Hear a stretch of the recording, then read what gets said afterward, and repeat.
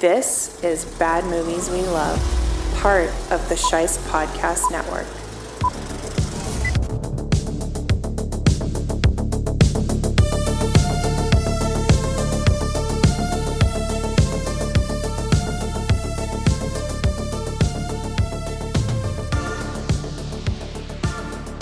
Hello, Bad Movie Lovers.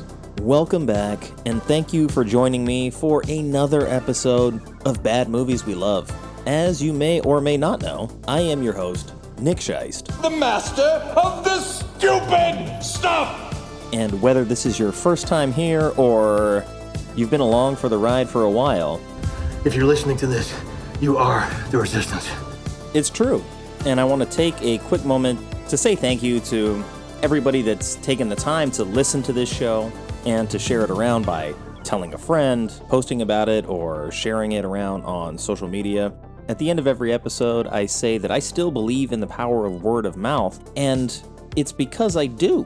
It's a great way to help the show if you're interested. It's free, and it's effective, because I recently looked at the numbers and I saw that downloads are up over 200% in the last 9 months versus the previous 9 months.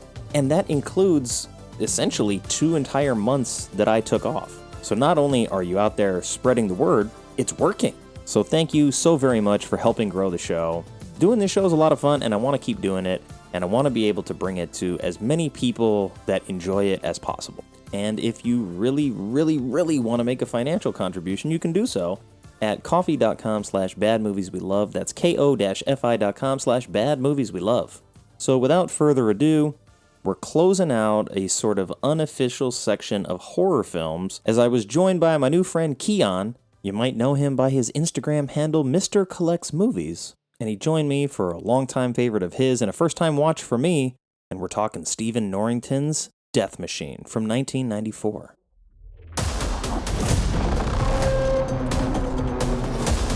Hey, that looks weird. Let's watch it. This is a movie that came, went, avoided the critics somehow. When are we going to see this damn Death Machine? It's been 35 minutes, Did they turn on infinite ammo? Because this scene is going on for a long time. Holy shit, this thing is fast. He's wearing rings that have little knives sticking out of the back of them. That thing looks horrifying. These guys are stoners, but they're also sort of the Robin Hood characters. Cut to Brad Dourif, the CEO lady, getting punched in the face. He watches cartoons. There is an abundance of pornography. Aruha, and I was like, what the hell was that?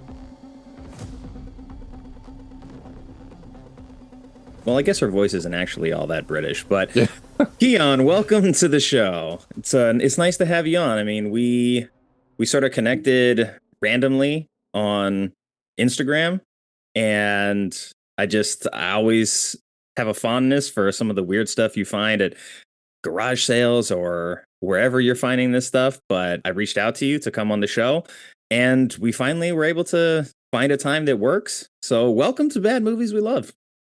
Thank you so much, man. I really appreciate being here. I'm so excited. I love all the movies you've been covering so far. And kind of like you said, we both have a fondness for the awful movies, right? But they're good. They're good. So it's fun to talk to someone, especially for the movie we're going to talk about today. Yeah, and the movie we're going to talk about today is Death Machine from... I see it listed as 94. I also see it listed as 95. So I don't know if that is because of the director's cut, that maybe there's 2 different release dates, but we'll just square it away in the mid 90s. And oddly enough, Stephen Norrington had just popped up in conversation randomly because somebody else that I know was talking about League of Extraordinary Gentlemen and how they were so sad that that movie maybe belongs on this show separately, but also kind of torpedoed his career because people didn't like it. And, he had done this, he had done Blade. And so to make only 4 movies and have League of Extraordinary Gentlemen be the last one is kind of sad. But since we're here and this is your first time on the show, hopefully not the last, Do you want to introduce yourself to the audience a little bit? Yeah, sure thing. So my first name is Kion, last name Karimi. I'm a physical media collector, and I've been, watching movies ever since I was a kid. My dad and we would always go to Blockbuster, right, every Wednesday, Hollywood Video, and we Oh, would yeah. always just rent the most random thing we could find. You know what I mean? My dad would just always put something random on, and so I'd be watching the strangest, most random things always, all the time, no matter how good or how low quality it was. So, just growing up, I've had a huge love for movies. So this extended into physical media collecting, where I met you on. Mhm. I made an account that's Mr. Collects Movies. Still changing the name here and there, but um, essentially, I like physical media. I basically have over 2,000 titles and still Wow. collect. I go with people like Nick over here, who I listen to him and find out about other movies. And I just get so interested in finding things that are so unique and original versus a lot of the stuff we get now in theaters. So it's just so much fun to watch movies and find new stuff all the time. And when did you start with collecting physical media, like at least consciously collecting? Funny enough, I first started collecting maybe 6 or 7 years ago, and it was because we have a store out here called Rasputin's. It's Okay. basically a like music store with they sell movies too. So they have vinyls, records, CDs, tapes, everything there, but they also have a huge movie selection. So they had a 50 cent movie section, and I was collecting superhero movies, right? I was huge into Marvel, huge into DC, and I was like, oh, this is only 50 cents. This is awesome. So I started a superhero collection. And then from there, when I wanted to change that and all of that, I wanted to make sure that, I just wanted to start collecting regular movies and not just superhero movies anymore. Yeah, and this is not to be confused with a collection of movies that star 50 Cent as an actor. These are movies that you paid 50 cents for, correct? Yeah, they were 50 cents, and I was like, that's dirt cheap. Well, hell yeah, I want the physical copy. And were these VHS at the time? Regular DVDs, Mm, widescreen, just the dirt old VHS. There's probably tons of scratches on them, kind of thing. yeah. I wouldn't have considered myself really a collector, but like movies were big in our household. My mom worked in like the industry adjacent, like the media side of the film industry. And so she always had a ton of movies I started collecting. And then when I was younger, like, my early teenage years, my collection was like big at the time, and it was a couple hundred. So it's like friends of mine would come over and like check out movies like it was Blockbuster. And I'm like, you can do that, but just make sure you bring it back. And so, like, so many of my movies got lost over time to someone that borrowed them. And for a long time, I sort of wasn't wanting to collect more physical media. I was trying to sort of narrow everything down, be as minimalist as I can.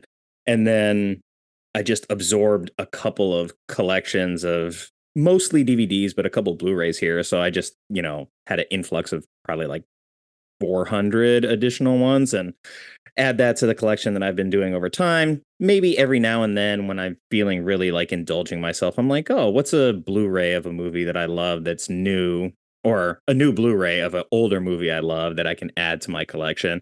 And so I've gotten back into it, especially with the things that happened this last year with, you know, streaming services sort of tightening up what they want to have available and just the intangibility of streaming services and how quickly movies you like can get taken away if you don't own them. So I've swung back more towards physical media collecting over the last year or so, and it's hard to find like DVD racks just normally now. So I'm like, all right, well, do I want to build a custom cabinet for all this? And I'm like, okay, now I've maybe taken it too far, but I think at one point I will probably be back in that boat where I have to have some woodworking going on in order to really contain the massive collection that is spilled over out of my current bookcases that I have set up for it. So I do want to know though, was Death Machine a movie that was one that you randomly picked up and put on, or was this something that you grew up with? I imagine you're probably somewhere close to my age if you're into physical media collecting. Yeah. So also, I liked your story with your family and everything about physical media growing up. I was kind of the same way. So, and then also just that point you brought up about how physical media has technically been trending a little bit more lately with being compared to digital media like Netflix and everything, and how physical media Yeah. is making a little bit of comeback. That's a whole other topic I'd love to talk about another time because I have so much opinions about that in general. But in terms of Death Machine, the way I found it was actually on Amazon. Oh wow. It was on Amazon Prime for free. And Hmm. my friend and I do this thing at one point where we're like, hey, that looks weird. Let's watch it, and just would randomly pick a random thing on Amazon horror list. And then it was there. And then we thought it was just going to be like a really bad movie. And it ended up with that we really enjoyed it. And then I actually ended up going on eBay and buying the DVD for it because this was a very hard movie to find like in person. Yeah, you know what? We had this scheduled and then, we had to delay it a little bit because of, just our lives. But there was something that I caught somewhere on social media that there is a Blu-ray coming out for this. And No way. I don't know. I'm looking it up right now because I should have done that beforehand. But yeah, it looks like I saw it announced and I was like, oh, I don't know if it's going to be in time for me to order it and then have it available. But yeah, it looks like it's on Blu-ray offered through Kino Lorber right now. What? Yeah. I know there was one, and it's got this really nice artwork that looks super cool, but it was like $100+, and I'm like, yeah, no, I'm not doing that. So Wow. maybe unless Kino Lorber decided to come out with like a new copy or they restocked it, because I would definitely love to get the Blu-ray of it. Yeah, it may be because it's the 30th anniversary this year, but yeah, it looks like I saw it listed. I see it here at 29 on Amazon. And where is this other one? Is on Kino Lorber 1659 Blu-ray It's on right Kino now. Lorber, really? Yeah, I'm gonna look this up right now. because I Yeah, when I there it is. Holy yeah, moly! surprise, surprise, and it's cheaper than it is on Amazon for some reason. So I don't know. That looks like there's a sale or something. So Awesome. Oh yeah, but yeah. to anybody that's listening, if you want to get your hands on this Blu-ray, it's available now. But for the people that maybe have never heard of this movie, it's got a 5.6 on IMDb, so not terrible, terrible. Like well within the range of stuff where I would look at it and not immediately dismiss it because of the rating. Its letterbox is a 2.9, which puts it about 5.8. So in the ballpark. The Rotten Tomato audience score is a 52%. So that's still kind of right in the same wheelhouse, but there's no Metacritic score. There's no Rotten Tomato critic score for this. So this is a movie that like came, went, avoided the critics somehow. That's um, wild to me. it is pretty wild, but I want to know too, like, what about this movie in particular made you want to bring it to this show? Because, we talk about a lot of movies on this show. You collect a lot of physical media, but there was like no hesitation on your part. As soon as I presented the idea to you, you're like, yes, Death Machine is what we're doing. Yeah, I just love that it's like an Alien slash Predator knockoff, and Oh, you yeah. don't get a lot of movies like that. First of all, I've never at least seen one that's effective enough, that's close enough, Hmm. and especially the kind of robotic creature design. Well, after watching the movie, you're like, wow, that thing looks horrifying.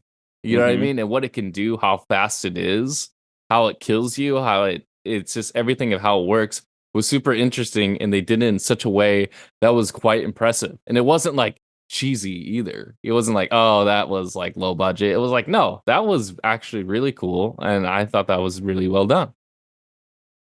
Yeah. And I think that's probably the thing that surprised me the most is that, I've seen a lot of sort of B-level action movies from that era, like from the 80s to the 90s.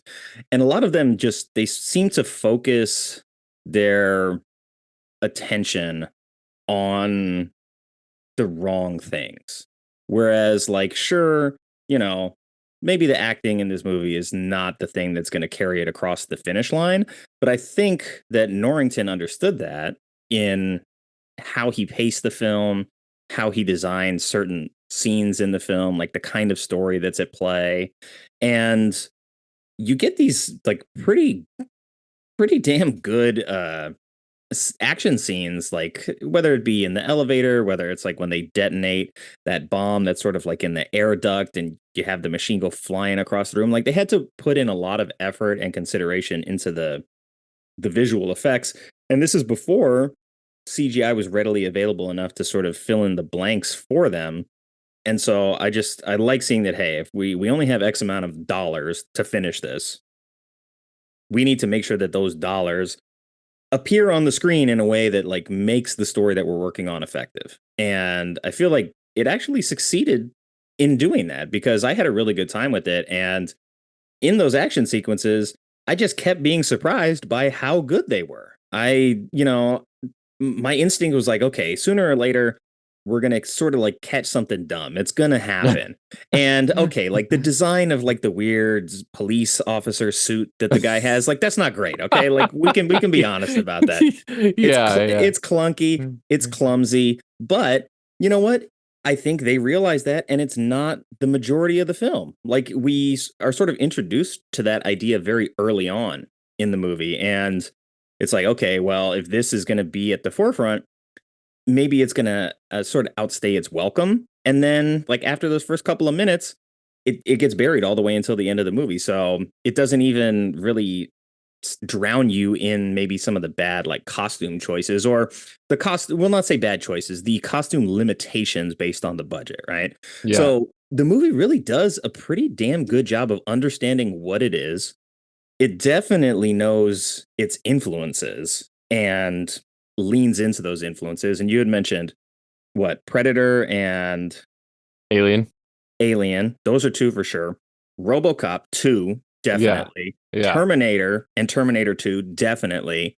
And for a movie that's sort of not impersonating these other movies, but very clearly a fan of these other films and trying to meld elements of all of them together, it does it about as well as you could do it without coming across as being a cheap knockoff. And to sort of look at all these different films that are influences and sort of understand which elements you want to take from which films and make that effective in your movie while still having to include influences from all these other movies, that's not an easy thing to do. So I think it deserves a lot of credit for that. I completely agree. Everything you said about kind of the influences, the cheesy acting, RoboCop, Terminator, all these things, it was completely inspired by them. And you could tell the director is a huge fan. So it was nice that he made his like own version of this stalking predator alien that was like man-made, right? Yeah. I'm just kind of sad because I felt like this kind of movie could have gotten like a second, third, fourth, the return, the ending, right? Yeah. Death Machine, Death Curse. I felt like it could have kept going and they could have done more with it, but it was just one of those ones that it got buried. Like you're saying, it didn't get a review critic, even though someone like Brad Dourif is in the movie. That's one big star of Chucky fame, right? To be in the movie. And yet it's got buried somehow. Yeah, that's a good point. I mean, like, I guess he wasn't a big enough star. And like, he's technically, I don't know if he's not really the lead either. So it's kind of an imbalance of when you look at his career and maybe the character that he is in this movie, at least in reading about it, some of the stuff that made it very unfavorable to censors was some of the stuff that his character was involved with. So maybe sort of the versions that were able to actually be seen by people were not really the best version of the film either. So, I mean, even looking at the Blu-ray listing here on Kino Lorber, I see running time of 100 minutes, 122 minutes, and 106 minutes. So there's 3 different versions of the movie that are on the Blu-ray apparently. And I don't know like what the differences between the 3 of them, because this was a first time watch for me. But for the people who are out there listening and are considering giving this movie a shot, do you want to take a stab at the synopsis haiku for the audience? Yes. Please I do. had one earlier. I cheated a little and went on ChatGPT for this. But you know what? It did such a good job. I'm doing it anyways. All right, let's go. Okay. Let me get my voice ready for this. Metal monster roars. Dark corridors hide its might. Death's machine unleashed. I mean, that's accurate. That's really it. I ended up finishing one. You know, I had to rewrite it. I was like, I think I mistimed the syllables in the final line. And what I came up with was corporate abuse, technology in misuse, everyone must die. That's good. That's way better than the stupid ChatGPT one. Well, when I did the Scream one, I was like, oh man, my Scream one was not good. I need to practice. So I was like, this allows me to at least force my way into working on this over and over again. I was like, if it's my idea, I better have one ready in case my guest doesn't. Yeah, and 2 of the episodes that I've recorded since the first one have the guest has not prepared the haiku, so at least I had that ready to go. But so, you know, for the newcomers to this film, why do you think somebody would say that it is in fact a bad movie? Oh boy, where do we start? Yeah, that's a good question. Yeah, so like just your general perception of like, you know, if you could just step outside of the reasons that you like it, what do you think was the general consensus on why it's not a good movie? 100%. So technically, we don't even see the monster for like 35 minutes or 39 minutes, really. And to someone who was sitting there, like when the first time I watched it, I was like, where's the death machine? You know what I mean? Like, I'm like, you know, it's just focusing on Brad Dourif being an asshole for like 35 minutes. That's true.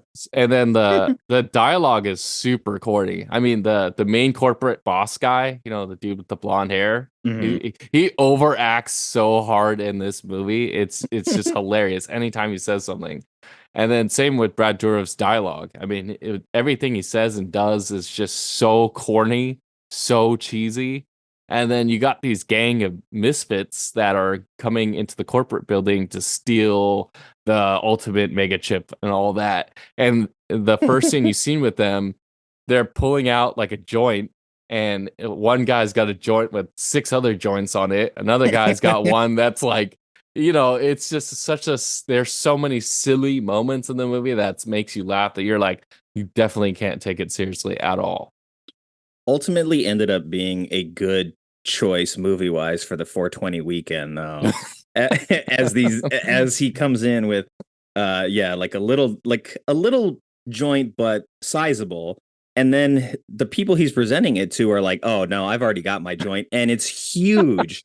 You know, I think we have the one of them that looks like a spider egg sac with a bunch of smaller joints sticking out of it. And then one of the other guys has one that looks like it's a firecracker or something. It's huge. And it's like weed isn't really a central part of the movie at all, but I think it's just in there to be like, these guys are stoners, but they're also sort of the Robin Hood characters. And I think it helps position them as a very different kind of person than we get on the corporate side of the equation. So it's effective in that way. And it would have been interesting to see them just like smoking weed throughout the whole movie. But, you know, hey, maybe in the director's cut, there's more of it in there. Yeah, 100%. And I got a quote, my favorite quote in the movie, and I still use it to this very day. It's towards the end of the movie where you see the death machine. I'm not going to spoil the ending, but it's just, you see the cop looking up and he sees the death machine. And he goes, holy donuts. So with that kind of dialogue, I mean, I still quote that to this very day when something happened. I just go, oh, holy donuts.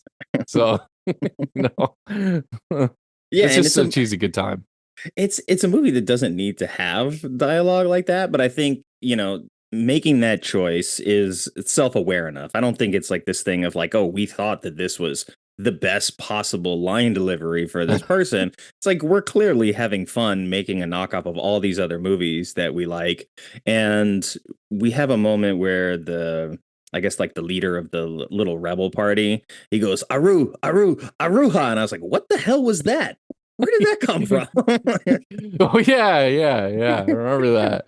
Yeah, and I think the one guy was like, yeah, so this is what we're going to do. And he didn't even acknowledge like his little chant. Yeah, and we talk about like Brad Dourif being an asshole for the first like 35 minutes and being a weirdo, but when you stick that kind of wig on somebody, I think the wig begins to like overpower whoever they are as an actor, because it's like you have to deal with that hair in your face, and it's like it creates a very particular character choice for Brad Dourif, where it's like if he just had like a well manicured haircut, he doesn't come across as like nearly as creepy as he does in this movie. Yeah, 100%. The haircut is definitely super. It was made for him. Like he deserves to be in this movie for his character. I don't know if you remember that scene where he has a meeting with, I think it's the main boss guy, and then there's a couple of lights on the ceiling, and then he walks away, and then he hits all the lights on his left and right, holding his hands up. I feel like he improvises every scene he's in. Like there's definitely some things I feel like that weren't in the script that he just did because he's Brad Dourif. Yeah, that's quite possible, because like everything about the character design is meant to be extra creepy. He's got these little tiny finger knives that nobody mentions. He's wearing rings that have like little knives sticking out of the back of them. I'm like, what the hell is this for? Like opening letters or packages? That's true. He's got the wig. He's wearing a trench coat. We see the first time that they give us like a wide shot of him, he's got the old jean style where like the whole front of his jeans are shredded. But now that I think about it, I'm like, this was probably like him testing the death machine and ripped up his pants. Yeah. 100%. He like watches cartoons still. He watches cartoons. There is an abundance of pornography in his chamber and like women's panties. And I was like, what is happening? He's working, isn't he? But this is his little like shadow jacker cave. I feel so bad for the lady who had to walk in there later in the film and discover the women's panties. But she was a part of that, though. Yeah, when he finds out, remember, he was like, oh, yeah, I've seen you before. And I guess when she was younger, she did like a model shoot or something. Yeah, but I mean, he also has the recall to be like, oh, you were in a penthouse from 10 years ago, and I remembered it. That's so weird. That's the kind of creep he is in this movie. But I think now's probably a good time to roll it back. We'll go to the trailer from 94, and we'll take a look at what kind of movie this advertised itself as 30 years ago. Before we get to the trailer, this episode of Bad Movies We Love is brought to you by Cybernet Defense Specialists. It's a scary world out there, and it's being made scarier every day by all the recent advancements in artificial intelligence. Well, you can prepare yourself for the war against the machines with new pocket EMPs from Cybernet Defense Specialists. Each electromagnetic pulse grenade is about the size of a golf ball, so it fits conveniently in your pocket or on your keychain, but packs a blast radius of approximately 15 feet, so no mechanical assholes can get close enough to cause you bodily harm.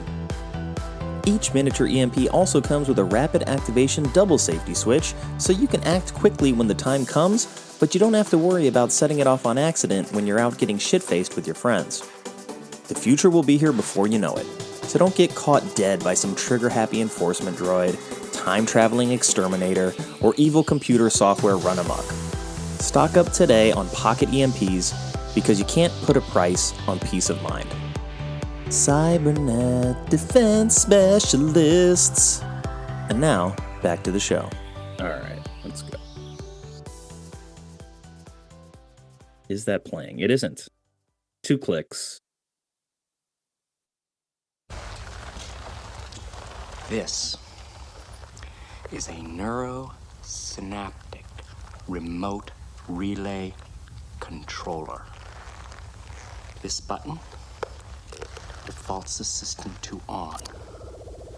And like a dead man's handle, you have to hold it in to keep the thing under control. It's those little finger knives. What thing?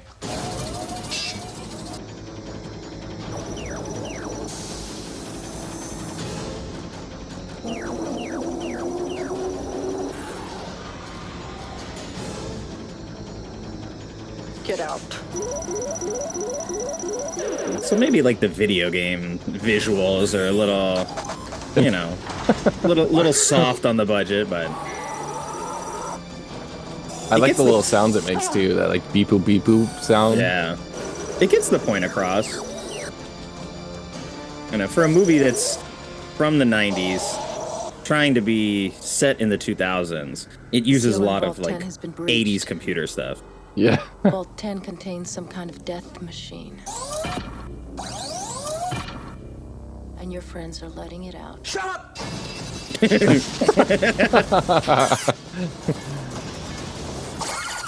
Oh, I love that scene. In the elevator? Yeah, that scene is so good. It's great, yeah. I mean, just the practical effects throughout that whole sequence are pretty damn good. Love practical effects. Yeah, they really blew up a lot of stuff in here. I mean, we saw that scene where they sort of detonated the dummy.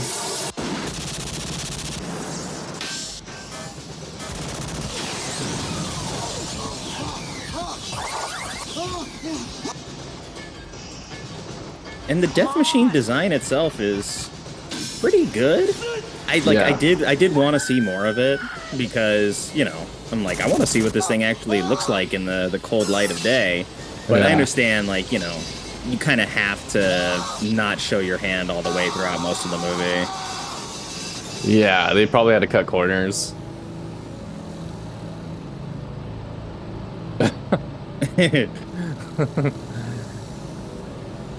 See? It's like, oh, it's just Google Glass.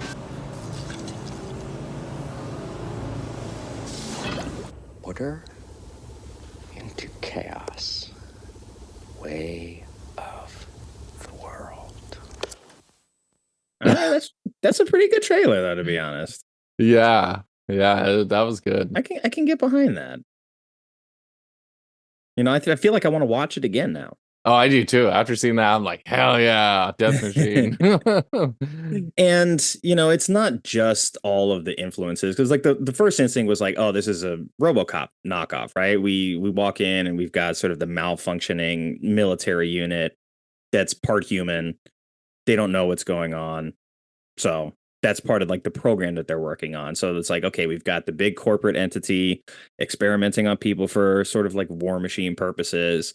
Very much RoboCop. You get some like Ed 209 action with the death machine as well. And then there's all these like references to filmmakers. I mean, one of the characters' names is Sam Raimi. Yeah. The other the blonde Scott guy Ridley is Scott was Ridley, one too. Yeah.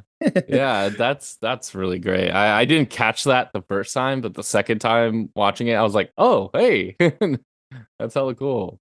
Yeah, and it's got sort of like an industrial vibe that we saw a little bit of in Demolition Man, sort of like the end of Terminator 1, also in the factory. We get that similar sequencing and how the ending plays out. They're running from the machine through this sort of like elaborate industrial environment. And I didn't hate it in any way that sort of turned me off from it. But then in watching something like, let me say, Terminator Salvation, which isn't a movie that I dislike, but I feel like once we got past a certain point, all of the new Terminator films are just recycling the scenes from earlier Terminator films that worked. So in Salvation, we get, you know, the industrial environment. We've got the Arnold robot. We've got a lot of that similar stuff. I think it was, Dark Fate. We have like this big elaborate car chase sequence that's happening on the freeway, similar to Terminator 2. So it just felt like those movies, like rather than sort of do something new, just leaned on what was already successful in previous iterations. And so for this movie, not being a Terminator film, to borrow that and to adapt it for the purposes of the story that they're telling here, it feels more authentic and genuine. It doesn't feel like it's trying to capture strictly like Terminator fans by doing that, It's like it's clearly inspired by that. I think the director would acknowledge those inspirations pretty readily, but it doesn't feel like, oh man, I'm watching the end of Terminator all over again. What's the point kind of thing? Yeah, I think that's a great point that you're bringing up about like, oh, we've captured this kind of best moment in a bottle. Let me make another movie, put that same moment in this movie, but with my thing and do it all over again. I like when a director makes his own thing, but makes it completely different. It might have the sort of influences that make it great. But it's not, hey, it's the ending from Terminator again, but slightly different here. I think that's a great point that you bring up 100%. And when you are incorporating all these different influences, there are a lot of ideas colliding at the same time. I mean, like there's Die Hard influences in this, and that you have like this crew coming in that they're gonna, do this heist in the middle of this like big corporate event that's happening. There's the corporate infighting between Scott Ridley, the blonde. I guess he's the CEO, but maybe not. And he's fighting with, I don't even know the character's name. I don't know their name. Ellie Puget, yeah. She is Hayden Kale. So she's brought in as like a specialist to look through their books and to, fix whatever's wrong. And she's the one who has to make them be all accountable. But you've got that stuff going on. Then, there's a heist in the middle of it. There's the psycho creator who's like living in his shadow chamber and creating all these creepy monsters. And on top of that, it also has some influences of Hackers, which came out, I think, in 95. Love Hackers. Yeah, so it's like he's almost like if you take that Fisher Stevens character from Hackers and you really just like make him as gross as possible, then he becomes, I was waiting for Brad Dourif's Jack Dante to just whip out a skateboard at some point, start riding around, because that's what I felt like was going to happen. And, I did Hackers fairly recently on the show, so I was able to, just piece that together. But I feel like it was sort of just lining up all these things that were popular during that time. And you can feel that it is sort of a product of its time in that way, where you have all of these colliding ideas, but that all sort of work together pretty well because, in a movie like Die Hard, you've got this heist going on in the middle of a Christmas party, like they're the bad guys. But here, you've got this heist going on, but it's almost a Robin Hood effort with these guys. And you find out that they're actually part of, I think, what they say, like the Human Alliance or something like that. Yeah. So they're very much the good guys here in this case. They're the rebels, and they're here to do the right thing. Even though when we first meet them, it's like, okay, they're kind of off the grid. They're kind of weird. I'm not sure why this guy is wearing war paint. I think he is Native American or something, because after the guy goes Arup, right? Then he says, right after that he goes like, we must walk. And then he's like, yeah, okay, so this is the mission. And then he was like, I think he's impersonating a Native American and just kind of how one would be. I don't know if he really is or isn't. It was a weird call. Yeah, I think that's why when you had mentioned sort of like the Predator influence earlier, I'm like, okay, like that makes sense in that this seems to be something that is part of like the zeitgeist right now. So let's include that. But I didn't realize until after the film that character's name is Yutani. The other guy is Wayland. And so it's like, okay, well, there's your callback to Alien. We've got the character Sam Raimi, played by John Sherian. And I saw his face and I'm like, this guy is so familiar and I cannot place him. And his like IMDb headshot is from The Machinist, which is where I recognize him from. And I was like, oh, that was him. He was the like, I guess the figment of Christian Bale's imagination in that movie. So I'm really starting to see all of like the little things that sort of make this fun. You've got a character named John Carpenter in this movie as well. Turns out to be like the big crazy D-bag. And, you know, they're like, oh, who would have thought that, you know, this guy was the fat, sweaty psycho. And it had so much fun doing what it's doing. And when we get to those big sort of action moments, like I think the elevator is obviously like a pretty big key one where we get to see more of the practical effects of the machine, you know. But that's also, you know, Terminator 2 had just come out a couple years before. There's a big sequence in the elevator in that where the T-1000's on top of the elevator trying to attack them. And here we get the machine that, you know, he's coming up from the bottom of the elevator and ripping through the floor. But, you know, the poster, I think, with the big sort of machine hand dripping blood. Yeah, I think that's on the DVD case. Maybe it is. It is. Yeah, so that's the one that is from that scene, and I think the design of the machine, at least as they sort of hide it, you know, I think the individual parts look really cool because we don't get to see it together that often. But the claw hand, pretty cool looking, gotta be honest. Like when it rips through the floor of the elevator, I would be terrified just like everybody else in there. And then, you know, the first time I think we really see it in action is when it's just chasing down Scott Ridley. It's just busting through walls, completely unencumbered, barely even slowing down, tracks him into the office, and then just starts like shredding every desk and piece of paper in its way. And by the time it gets to him, we get a brief glimpse of its face, and its head can like turn all the way around like an owl. Yeah. So all of a sudden, like the head is just spinning and it's got these fingers that are like Edward Scissorhands a little bit. And what it does to Scott Ridley seems in the moment like, you know, he's screaming, there's paper flying everywhere. We don't know how bad it's gonna be really, right? By the time we get to the makeup and prosthetics effects, we're like, okay, well, how serious is this movie? And then when they show us what happened to Scott Ridley, it's like there's bones sticking out and like his face is torn apart. I was like, oh wow, okay. That was not what I was expecting here. I mean, most of the time when there's some sort of villain that has sharp appendages, you know, you'll get some slits to the face maybe, and they'll just like throw a lot of blood on there and be like, okay, he's dead. You get the picture. But they really went above and beyond in terms of really making the seriousness of what happens to you if you get caught by this thing pretty disgusting. Yeah, 100%.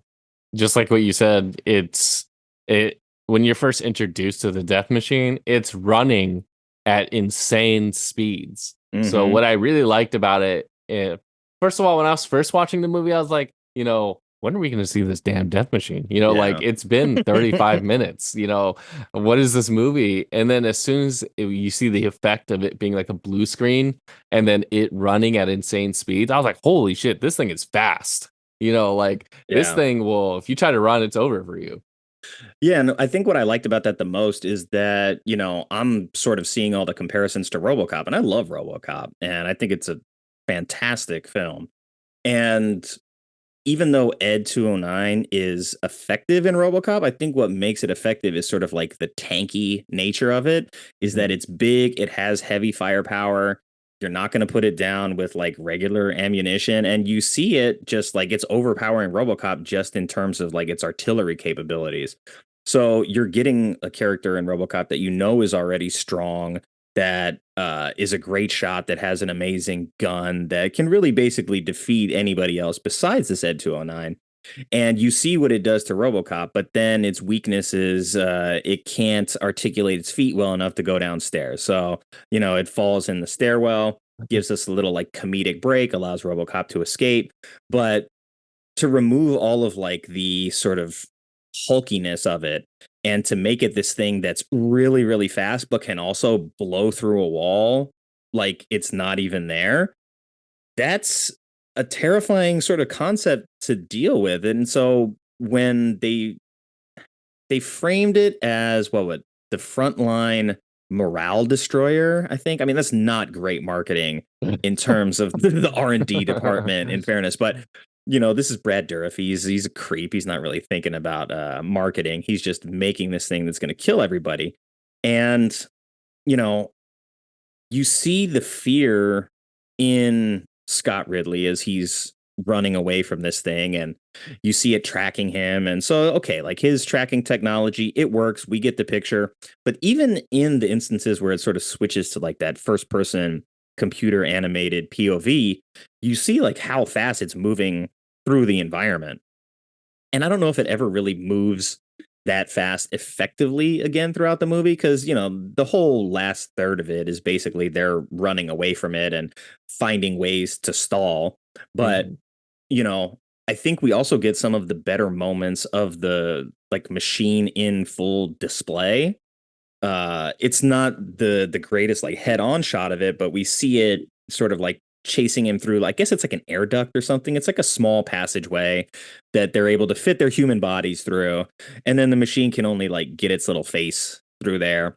And there's some wide shots of it from the back, and you actually see like kind of what it looks like. And it does have some like weird Predator design elements to it. Like it's not, it doesn't have like a center mass build like the Ed 209. It's much more of like a solid skeleton, so it's very like open in the middle, and something about it just makes it seem scarier and more creepy. I mean, like Ed 209, if I saw that thing out like in the street, like if I was just like, going to the grocery store and there's an Ed 209 out there, like I'm gonna shit my pants. Yeah. But in terms of being a character in a horror movie, I feel like this machine actually like looks the part pretty well. And I understand that it was probably not going to be feasible to have this thing done practically in a way where you could really shoot a lot of it just out in the open. But damn, did I want to see more of the machine. Yeah, 100%. I agree. I think there are some moments in the movie where it shows a CG'd version of the machine. Like it's only quick. Most of it's practical, but there are some moments where it's CG'd and you can see the whole thing, but it's only for a second. And I think that was done on purpose just to make sure, you don't see the whole thing. And you're like, it's not so terrifying anymore. I've seen it. Yeah, it's kind of like the Jaws thing too, where it's like it's the anticipation of what this thing is going to be. And I mean, Jaws, of course, was struggling with budgetary restrictions and the shark not working. And it was just sort of like a happy coincidence that the way that Jaws ended up being the most effective was by not showing you the shark all the time. Because like trying to think of a version of Jaws where it's like, hey, we're seeing the shark all the time, then maybe it doesn't have that impact of where Roy Scheider's chumming the water and the shark pops out and it's like, oh my God, we're way in over our heads. We're going to need a bigger boat. That line is iconic for a reason. So to see, at least in this, that the machine sort of is scary, is effective, and can be shown in like hard light because it's done with practical effects so much, I think is really a credit to the props team that put this together. Because you have to still have this thing work to some degree. Like, yeah, sure, we're not building a machine that's going to run and chase people down, but like the hands need to be able to have the fingers move, the head needs to be able to spin, and all of these things have to be able to be captured on camera. So there's got to be a way to pilot this thing. And just the creativity, the ingenuity, the sort of the wherewithal to understand what influences you're pulling from and really wrap those all up into one idea that feels new and different while still embodying all of the other influences that you're pulling from. That's not easy to do. And I think it's one of the stronger elements of this film, despite not seeing it for about a half an hour, right? Yeah. I think when we do get the death machine, like the payoff is worth it. 100%. Yeah, I agree with you. It's that first 35 minutes honestly can turn anyone off Yeah. because you start off with the RoboCop wannabe guy, and Mhm. then you're like, "What the hell is this movie about?" And then you cut to Brad Dourif, the CEO lady, getting punched in the face, and like all of these. You remember that? I do. It happened so fast. I had to rewind it because I heard the sound effect. It's like I'm trying to take notes, and I hear like the classic like whoop, Yeah. punching sound effect. I'm like, oh, she's bleeding. She got punched in the face. I was like, who punched her? And it's just like somebody from the crowd comes in, punches her in the face, leaves. Her whole security detail didn't stop that person or like even catch that person after they punched her in the face. And I don't know like why she was the one who was the target of all of the media and like the frenzy outside the building. There was a chant about like don't kill children or something like that. Yeah, yeah. A lot of people were protesting about that. Don't you kill children, illegal projects. Yeah. There's one lady who had a picture of I think her babies and was like, "These are my babies. They're gone. They're missing." And then she gets like punched in the face by someone. And so watching that as a first time viewer, depending if you're an experienced movie watcher or you just watch them occasionally, you're gonna be watching those first 30 minutes and be like, "What the fuck am I watching?" Like, Yeah. why did you put on this movie, dude? And I think that's the hard part about getting people to get invested in the movie. It's because a lot of people don't have the attention span to if it's not good in the first 20 minutes, I'm not watching it. I never have that, but there are some people and a lot of people who do. So it's tough. But I think once you see the death machine for the first time at the 35-minute mark, and then I feel like the movie really starts from there. The drama wraps up, the action goes up, then you meet the gang of misfits that are like really weird and entertaining to watch. And yeah, it's just tough to get through those first 35 minutes. Yeah, I really thought that I was going into like a hard RoboCop knockoff where it's like, okay, we've got OCP already, we've got sort of like the young executive woman who's coming in here to clean up like the mess of Dick Jones and his program. Obviously, I feel like this guy who's punching the wall in the bathroom repeatedly is going to be like rehabilitated into the death machine. And none of that stuff happens, which is good because I'm expecting just sort of a carbon copy clone that would fall more closely in line with the straight to video RoboCop series, which I've heard people say that they actually like it, and I've seen one of them, and I was like, all right, I think my bar for RoboCop is just too high Yeah. for me to enjoy these, but this was like, hey, we're gonna introduce you basically to RoboCop, and then we're gonna just like shift really hard into hackers, and then from hackers we're gonna go into Die Hard, and then from there we're gonna get into Predator and Terminator 2, and so you're really on like this journey of discovering what the movie is actually going to be throughout the course of watching it. And so, like, I gave it grace in the beginning because, I mean, obviously, I have to watch this movie regardless, but Mhm. it wasn't off putting to me in the way that I'm confused by what's happening. I was just like, I'm confused, but I think I'm also supposed to be a little confused. Yeah. So let me just have it wash over me, and eventually things will line up. And if they don't, then that's maybe why this movie is considered a bad movie. But I feel like it does line up for the most part. And we even get something like in that end factory scene where Yutani is injured. He gets shot, I think, in the shoulder. And then Mhm. we have Hayden like carrying him. I was like, okay, this is, we've got the Sarah Connor, Kyle Reese moment from the end of the first Terminator movie where he's wounded. She's helping him. We're in the factory. I was like, just as long as they don't kill the machine with like a hydraulic press, I'll be like, all right, I'll give you enough grace to where it's just like, hey, you recognize that you love Terminator. I love Terminator. I'm having fun with this movie. Let's keep the ball rolling. Yeah, yeah, 100%. Yeah, I totally agree with you in that, you're supposed to be a little confused. And believe me, I was confused the first time I was watching too. I was like, what is going on? And then it starts to make sense as the movie keeps going. It's not a heavily plot kind of movie. You're not watching this for the drama, kind of thing. No. It has it in small doses, but it's like extremely silly to the point of parody in some ways. Yeah. But that's what makes it also so entertaining to watch. I mean, I love the death machine and the scenes that's involved in, but I also really love these weird, quirky characters, especially the gang of misfits. You'll grow to like them a lot because they have personality. You know, each person has a different way of presenting themselves. Like the guy with the red paint, and then the other guy, and you know, they all act a certain different way towards each other and how they treat each other. So it's fun to even just watch that. Yeah, and that definitely reminded me of Aliens, where the sort of the Marine crew is, some of them have died at this point, so it's stripped down to kind of just Michael Biehn and uh, Bill Paxton, and I think there's like one other guy. You got why can I never think of the guy's name? But the smarmy creep in Aliens. Good. What is his name? I'm gonna have to edit out all this dead air from the show. Paul Reiser. I didn't even see, like, I started typing to look it up, and I'm like, before I even got there, I got to the answer. But yeah, he's like the double crossing, shitty executive guy. So we've got that character sort of represented with William Hootkins playing the John Carpenter here, and he sits on the board of executives.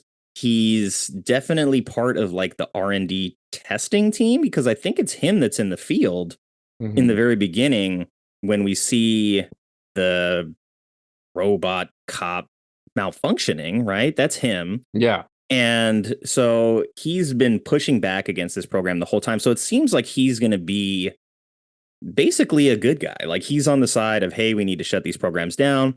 I told you, he seems like sort of like veteran military, like he's going to be on the side of the right.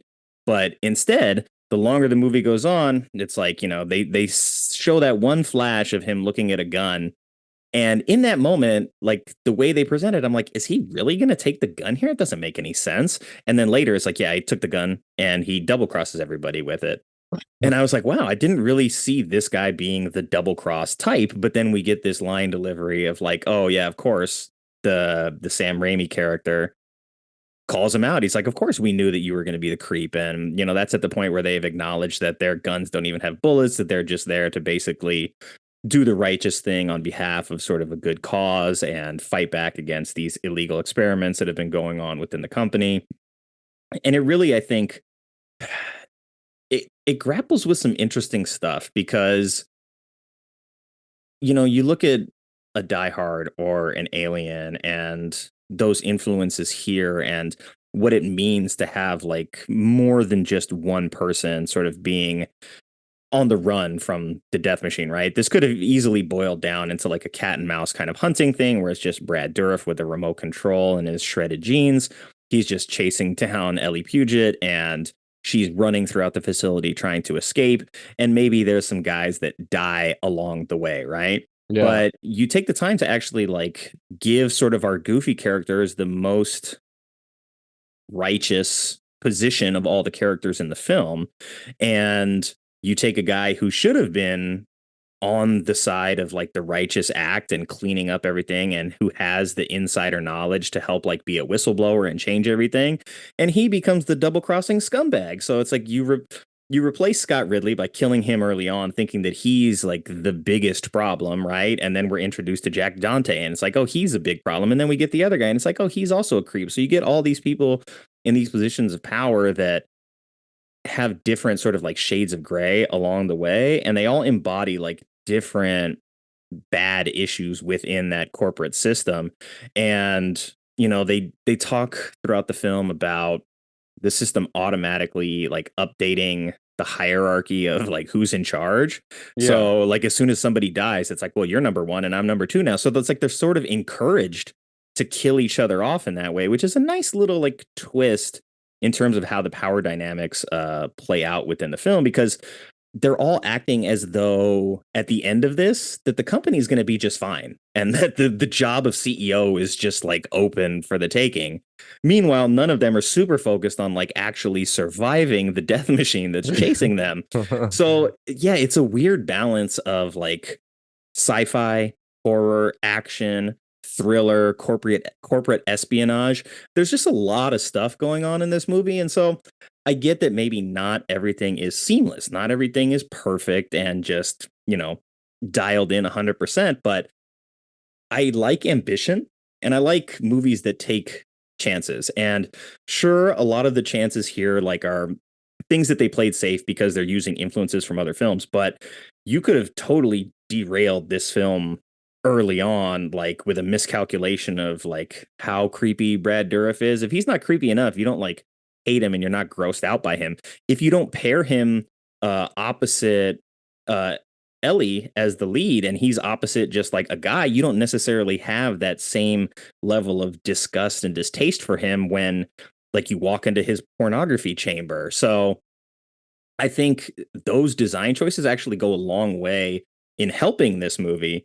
And I really just ended up having a lot of fun with it. I felt really bad for Yutani because they're in the basement, whatever. They both have these automatic machine guns that I was curious, like, did they turn on infinite ammo? Because this scene is going on for a long time. And then they eventually run out of bullets, but they're evacuating, they're trying to get out the window, and he gets up there and he's like shooting the death machine more, turns around, knocks himself unconscious on the windowsill. And I'm like, wow.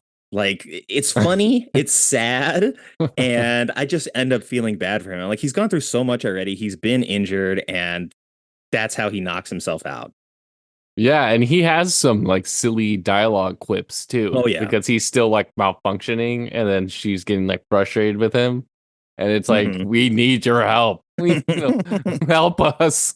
And he's just malfunctioning all the time.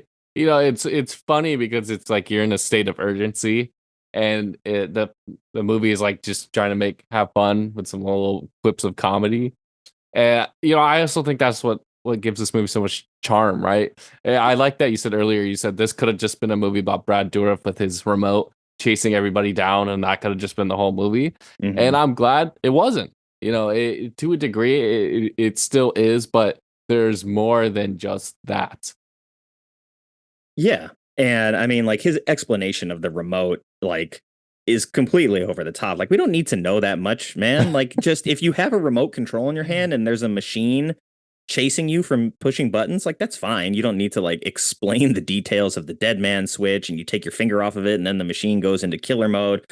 I don't know, like, there's duct tape on that thing. It doesn't look like it's all that serious, but yeah, it could have easily devolved into something simple. But I think because it's not what is like a typical horror movie, right? It is horror, but it's also action, it's also sci-fi, it's also thriller. So it doesn't have to just exist in that straight line way that maybe a horror movie would feel the need to. And I love that it gets to play with the different genres and with the different tones that are going on. And it's not a surprise that who I don't remember the producer's name, but whoever produced Blade ended up seeing this film and was like, oh, Stephen Norrington is the guy to make Blade. And then we get a much bigger budget film after this. You get Wesley Snipes in the lead. You go and you get Stephen Dorff in the villain role. And then we see how good Blade is. Like, just as a movie that knows exactly what it is, what it's doing, balances some humor in there, gets to be a horror movie in the sense that it is a vampire movie, but it's also an action movie. It's also a superhero movie. And so you really see, like, if you just you gave the director a little bit more money, you gave him like A-list talent, and you see what the product is. And then that's why when I was talking about League of Extraordinary Gentlemen, it's so sad that movie, with as good as the cast is, as good as some of the practical effects are, as good as it is visually, it just sort of like torpedoed Norrington's career. And that's just a bummer because there could be so many more movies like this. Yeah. It's so sad when you see, someone who has the potential to do so much good for movies. And unfortunately, the movies that they made or that they contributed to didn't do well, or unknown, or tanked, or people hate them.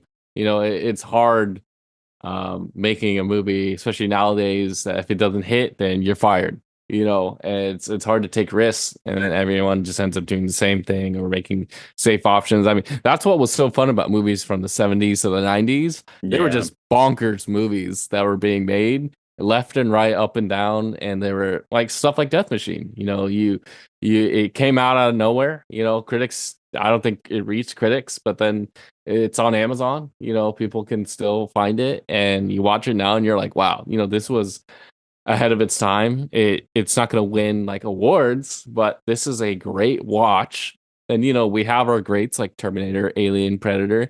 It's great that we have our greats, but also there are some I want to say love to the indie movies of the time that were on the sidelines to give us different perspectives and different monsters and different sci-fi and different action. And I that's why I just think that Death Machine is considered a bad movie, but it's also a very good movie. Yeah, that's a good point. That just we have all of the greats that exist as greats, and there's a reason for that.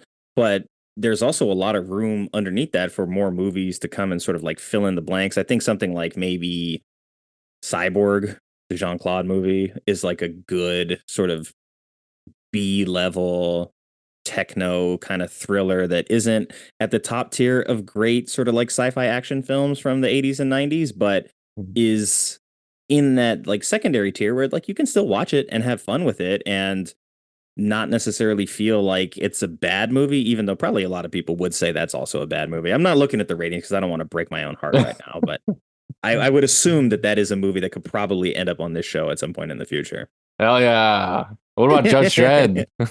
Yeah, Judge Dredd, another good one where it's like Armand Assante and Sylvester Stallone are clones in that movie. Please explain how these two clones don't look the same. It's in the wheelhouse of the 90s where you've already established that one actor can play two roles. Jean-Claude did that in a movie. Jackie Chan had done that in a movie at this point. So when you're telling me that like Sylvester Stallone couldn't just like be the evil Sylvester Stallone and you went with Armand Assante, like, look, I love Armand Assante. He's one of the better parts of that movie for sure. But I can't believe that they're clones. Yeah. It's so out there. You know what I mean? And I don't know if you've ever seen A Split Second with Rutger Hauer. And I don't think I have. That will probably be another episode for sure then, because it's considered a bad movie, but it's a great sci-fi movie. You're gonna love that movie. I already know. All right, well, sounds good. I'll put it on my to-do list today if I have time. But I can probably get to it within the week. How do you feel about doing some trivia right now? I would love to do it. Let's do it. Time for trivia. Good. All right, let's see. There wasn't that much trivia to pull from, sadly, for this. So I did the best with what I could. Fair enough. Okay, question number 1. This was the big screen debut for which 2 actors? If you get one of them, that'll be fine. Oh boy.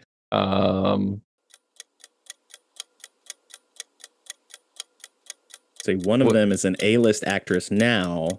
The other one is sort of like not an A-list actor, but always a quality. Can I look up their IMDb real quick? I mean, just to know their names. Yeah. All right. I think I have a good idea who it is. Is it Richard Brake, the guy who was Scott Ridley? That is one of them. Yeah, Richard Brake. Yeah. This was his first film, but like he's gone on to do like much smarmier, creepier work than this character. And now when I see his name on a project, I'm like, oh, he's going to be great in this. And he typically is. Like he's a very good actor. And so to kind of see that this was like very early in his career, and like you said, he's like way over the top. Like he never gets to play the CEO in a movie anymore. Now he's always like grimy henchman kind of guys. He's like, an assassin who is hunting down like the main assassin in a movie. He's like that kind of character a lot of the time, but he's really, really good. And the other one, it's super quick. You may not even notice it if you're watching this, but Rachel Weisz has a small little cameo. She's got like a pierced eyebrow. I don't even know what she's doing. Rachel She's Weisz is in the movie? Yeah, she's like a secretary or something. And for a brief moment, I was like, okay, maybe she's going to be in this movie more than just this one scene. But nope. She gets in, gets out. I don't even see her like actually credited with a character name, but she briefly talks to Ellie. Like, I think it's right after the meeting, and maybe she's her secretary or assistant or something like that. But yeah, she's got the pierced eyebrow. She looks kind of like punk for the world that I'm seeing it here. in. I completely didn't didn't even realize he was in the movie, to be honest. It's like That's my radar wild. just went off when I saw her. I was like, what? I was like, is this her first movie? And so what do you know? Go back and look, and it is her first movie. Wow, what a great first movie to be a part of. Right? I know. Like, hey, let's get some commentary from Rachel Weisz on that 30th anniversary. What I was it would like? love to hear her perspective on this Right? movie. I don't know. I was only in it for a minute. I was there for a day. Didn't get to see the death machine. All right. Question number 2. How many different versions of the movie are there? Isn't there like 3? What I see listed is 4, but I don't know 4? for sure because I've only seen the movie once. I see there's a director's cut, which is 111 minutes. There's a longer version of the movie that's 128 minutes. And then there's also an 85-minute version and a 99-minute version. And like I told you, I was watching this with, ads. So I have no idea which version I watched, but reading the description of the things that were removed from the movie due to censorship, they said it was banned in several countries, including Iraq, China, Malaysia, Australia, among others. Excessive violence, which we get in the elevator and the Richard Brake murder. Right. Screening for drug habits because they're smoking giant cannabis cigarettes. And then the character, they said, but undoubtedly the most censored of the film was the character played by Brad Dourif. The character was accused of violent acute psychosis, profanity, lewd behavior, enticement to murder, and incitement to rape. Some countries also censored a scene in which dead babies showed the arms of the company, and this scene reported on numerous occasions. So maybe in that early scene where they're like, kid killer, kid killer, kid killer, the lady with the little picture is actually showing some dead babies. But She is, but they look like dolls. So I was like, is that a doll? Well, I hope they use dolls and not real dead babies for that. Because then, yes, the censorship I think would be warranted. But yeah, Wow. I Poor don't know guys. which version I saw, but I feel like I saw the weed smoking.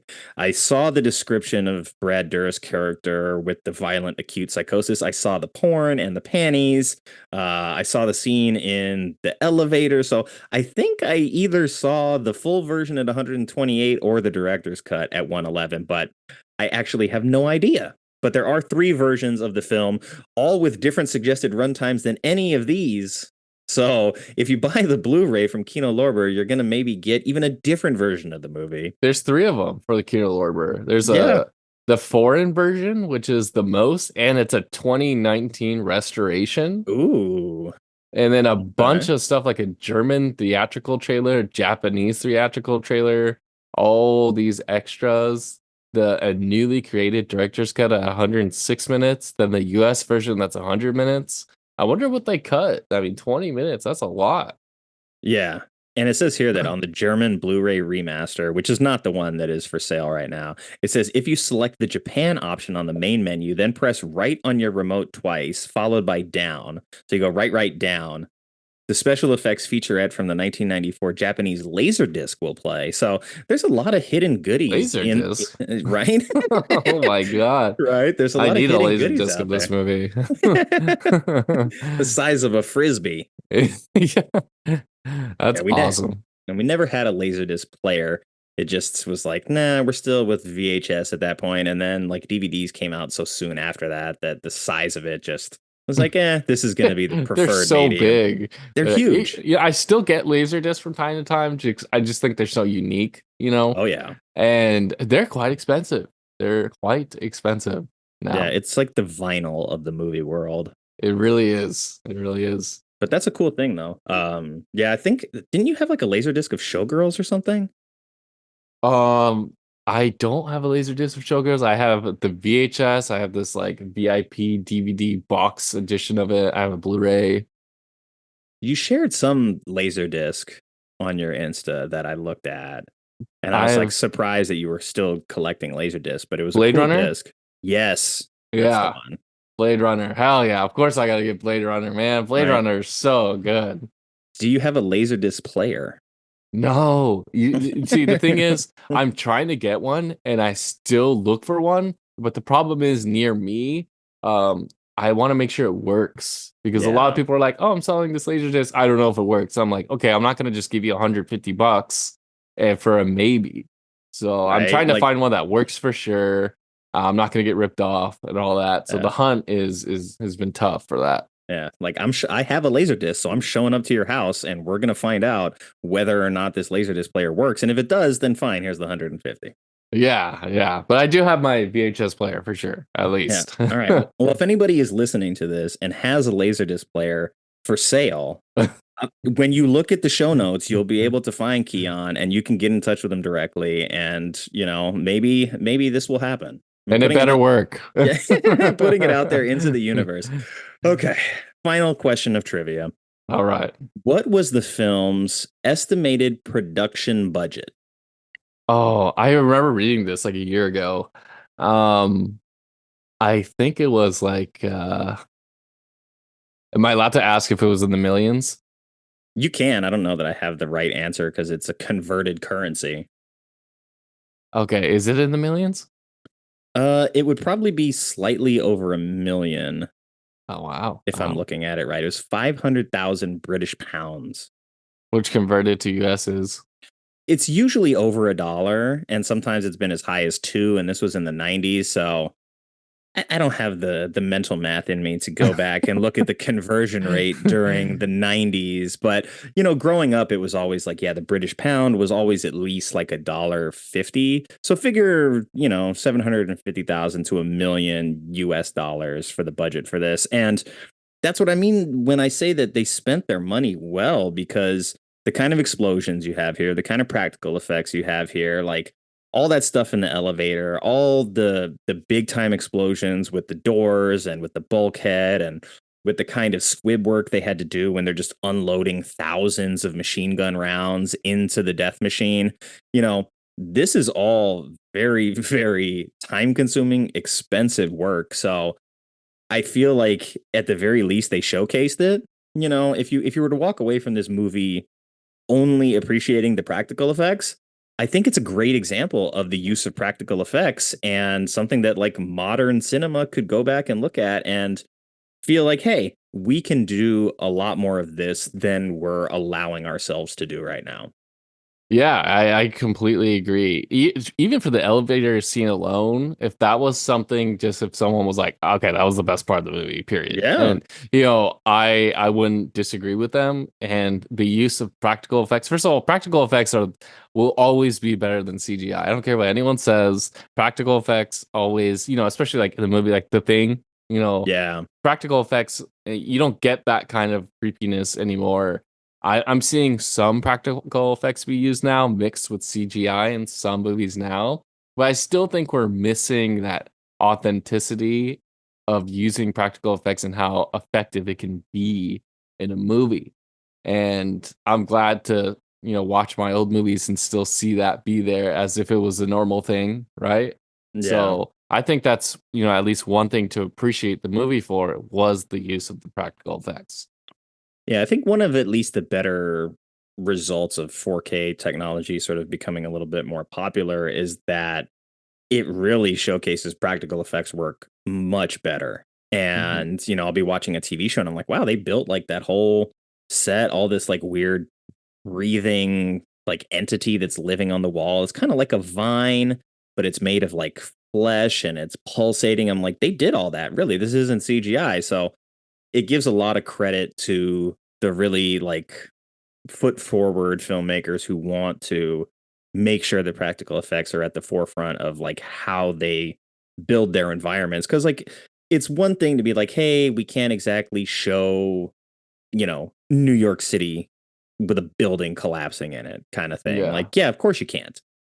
Because you're not gonna be given a permit to detonate a random building in the middle of New York. So yeah, you're gonna have to do that on CGI. But then when you see that, like, you step back and like the whole thing is just shot on a green screen, it's like it's kind of weird for, I would say, the actors. I mean, I'm not the person that's out there doing that, but when you actually get somebody that's like in makeup, like on stilts, you look at something like Return to Oz, I mean, that's also a movie from a long time ago, but you get all of these like creepy visual memories because of it being something that is done practically, where something like Transformers, where when that first one came out, the Michael Bay one, and it looks good at the time on the movie screen in the theater, and then I saw it on TNT like a few years later, and I'm like, wow, like the CGI aged so poorly just in a couple of years. It's so like rigid in the way that it stands out. And granted, yes, you can't build a functional Transformer. I get that part of it, but the need to tell that story in the way that it is like so obsessed with the actual act of the thing transforming. It's like, look, after Optimus transforms the first time, like, I get it, I understand they're Transformers. They transform. I don't need to like be inside the car while it's transforming. And like that sort of became the focus, where it's like you have no choice but to only do all CGI at that point. Like you can't even incorporate practical effects very often. Like, okay, well, we got a big rig that's painted that way, and that's like as far as the practical effects can go with something like that.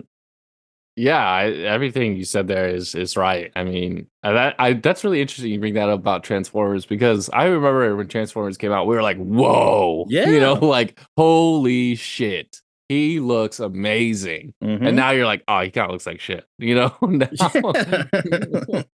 So it's just CGI is just, it has its place and its moments for certain things, but practical effects will always. I mean, the original Evil Dead. You know what I'm talking about? Yeah. Like, Oh yeah. practical effects were just so, Sam Raimi definitely knows how to use practical effects, and it's just so nice for someone to just use that and be creative with it. And that's why in Death Machine, the elevator scene, you could see that in full effect, and it's just so much fun.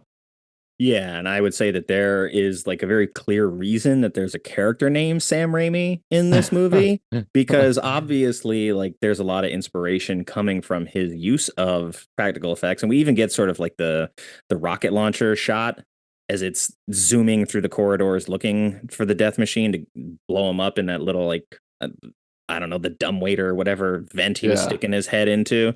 So you get that, you're naming a character after this filmmaker that you respect for what he's done. And like even Army of Darkness, really, you're showing sort of what happens when you give Sam Raimi a bigger budget and let him like really go all out a little bit more with the practical filmmaking. And honestly, he did a pretty good job where he could in what was it, the Scarlet Witch and Doctor Strange movie. I love that movie. Yeah, not all of it is practical effects, but because it's Raimi, you get a lot more of it than you would have had another filmmaker stepped in and handled that, right? 100%. Yeah.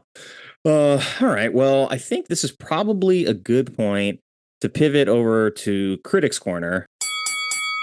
But because critics didn't really like this movie enough to even review it, we're left with user review corner. So let me grab some reviews. We'll start at the lowest one I can find, and I think I have a 1-star ready to go. Are you doing this like from Letterboxd or something? I was going to do it from Letterboxd, but this is from the IMDb user reviews. Cool. So the first one that we have, from user Stack 11. They gave it a 1 out of a 10. It said, "Kill them already and end this monstrosity." So yeah, was not having fun with this one. Unfortunately, let's. That's it. That's all he said. That's all he said. Like he had such a bad time that couldn't really get past just kill everybody. But I feel like that's just unfortunately somebody that probably wasn't enjoying the first half an hour, and then by the time the death machine showed up is like, please kill everybody and get this over with. So yeah, maybe lines up with some of the criticisms that we expected. 100%. Let's see, this is Nemo Barker, gave it a 4 out of a 10, or a 4 out of 10 stars on IMDb. Says, best $2 ever spent. I just got done watching this movie, and I have to say it was a good film. I love some of the good guys, and I love the killer robot, but the movie has some holes in it. The names of the people in it was kind of stupid. I think people should have sued the makers of this film for how lame it was at the end. The first half hour was good, but then it just dragged on, and then I was happy it was over. But still loved the killer robot and some of the movie's good guys in it. I think it was the best $2 I have ever spent because I do like stupid B movies like this one. And come on, it's a B movie, everyone. All right, I mean that's not too bad for a 4 star out of 10.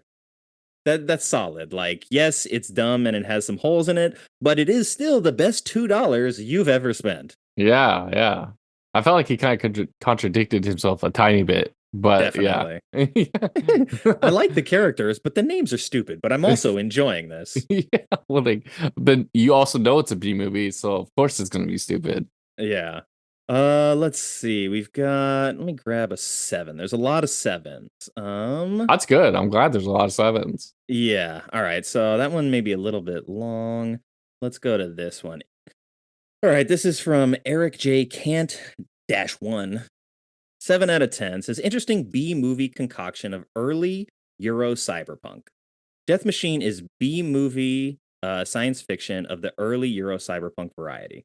Probably got some of the inspiration from artists of the French comic anthology series Metal Hurlant, which I've never heard of. I saw this when it first aired in the States, which was one of the several early sci fi channel indie flicks of the 90s. This movie is a good bang for your buck, but not exactly original, although it does have cool details and great characters. I also have to state that for the record that this movie has a pretty funny pot smoking scene that I honestly did not see coming, and I still enjoy it every time I see it. But all around, Death Machine is a fun, pulpy, very French sci-fi inspired film with fun details and pure B-movie volition as it handles its derivative ideas with relative flair and humor. The acting is fairly solid too, with nods to Ellie Puget, John Sherian, and Brad Dourif for putting in solid characterization. There you go. That's a pretty good one. Wow. I think it's interesting that he brings up French, French Yeah. movies. So I wonder what is similar to this in a French movie. Right? I need to watch more French cyberpunk, apparently. Yeah, what? Okay, let's see. I found a 10, but I'm going to go with an 8 first because we usually do 5 and we Mhm. climb the ladder. And so most of these, despite the 5.2, I'm not scrolling that far down to find the lowest scored ones. I found a 1 and we moved our way up. So we're going to an 8 out of 10. This is from TTK Kane. Says superb straight to video capped by Dourif's excellent performance. When people ask what are some good straight to video horrors, Death Machine is usually the top of my list. It's a great blend of sci-fi horror that borrows heavily from others but still emerges as a cool flick nonetheless. The simplified plot leaves some good guys and gal trying to stay alive in a sealed corporate skyscraper while being hunted by a robot controlled by the fantastically over-the-top Brad Dourif. There are a few subplots to keep things interesting between the characters. The heroine of the piece is the very cute Ellie Puget, who gives a terrific performance. She was joined by a couple would-be terrorists, Martin McDougal and John Sherian, who some may recognize from his role in The Machinist. So there you go. That's an Nice. 8 out of 10. I feel like that's less complimentary than the previous one that was a 7, though. Yeah. But whatever. We'll take what we can get here. I do see a 2 where the headline says, a terrible attempt to rip off Alien. And it's like, well, yeah, because it's not ripping off just aliens. Yeah. All right, where's that 10? There's a lot of paragraphs here, so I think I'm only going to read the first one. We'll see. 10 out of 10. This is from Matt Notley. Extremely enjoyable and surprisingly fun. Death Machine is a film which really surprised me. I was expecting a gore fest with weak plot and even weaker acting. That was until I found out it had Brad Dourif starring in it, who is, in my opinion, one of the best actors ever. The film itself is not overly gory, but is instead remarkably discomforting and surprisingly funny and thoughtful. It takes quite a while for any real action to start, the beginning instead being used for interesting plot and character development sequences. I guess I gotta read more of this one.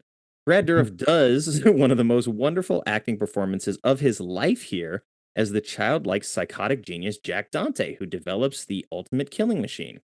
Wearing a long black leather coat and having long black hair, he looks perfect for the part and gives a genuinely creepy performance, yet still makes you feel sorry for him. I don't know about that part. Yeah. He he's also been given the most of the best lines in the pretty fantastic script, with many laugh out loud moments for the viewer. Quote unquote, it's cool here. There's tons of stuff. A note about the violence and gore. The film has an 18 certificate in the UK, and you would expect some pretty gruesome stuff for a film in that category, yet there is surprisingly very little. when the death machine of the title gets to kill someone, in most cases, the death isn't seen at all and left up to the viewer's imagination. There are some fairly bloody moments, but I don't think this film really deserves the 18 certificate. I've seen worse in 15 rated movies. The film remains constantly engaging, has strong actors all around, and is directed very well. A great script with quite a lot of comedy moments sets this film apart from other low-budget sci-fi horror movies. Great fun. All right, well, that's a good way to close it out. I still feel like that other 7 we read was probably the best one. Yeah, and this guy really liked Brad Dourif. He did. Best actor alive. Best, one of his best movies of all time. Best actor. I was like, okay, I don't know. He's great, but I don't know about that. Look, if that's the reason that someone is going to champion for this film because they like Brad Dourif being a super creeper here, so be it. But yeah, I think still well articulated most of the points of what gets this movie across, and fun being one of the primary reasons that this movie is so watchable. I think it seems like a great movie to watch also with like a group of friends as well. Like if you've seen it already, or even if you're like showing it to someone for the first time, it seems like a lot of fun for that. Yeah, 100%. I think this is definitely a movie you can show anyone even if they've never seen Terminator, Predator, Alien, and they just like sci-fi movies. You can show them this 100%. But I wanted to ask you, since we're on ratings, I usually always love to ask people what, a rating out of a 5, not a 10, but a 5. What would you rate this movie out of 5? Ooh, that's tough because I'm not really a movie rating kind of person. I started rating movies based on Sour Patch Kids just for fun. Yeah, I drove some friends crazy because I was like, yeah, it doesn't really matter what I rate the movie, but I would say for the purposes of like a 5-star rating system, I feel like stuff that I tend to give 5 stars to is because of like fun factor and enjoyability in watching. Sure. More, so I use that scale more Me than too. like this is an overall quality kind of scale. I'd say this is at least like a solid 4. Oh, yeah. I had a lot of fun with it. I laughed. I enjoyed all the practical effects. I sort of enjoyed seeing all of the seeds of these other films that I liked here and watching them sort of like grow into their own new thing. So yeah, just the enjoyability of it alone, I think kicks it up high enough where I could confidently say like, yeah, that's 4.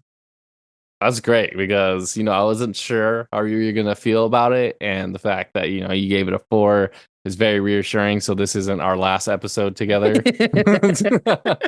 You're like, hell no, I'm never going to listen to that guy ever again.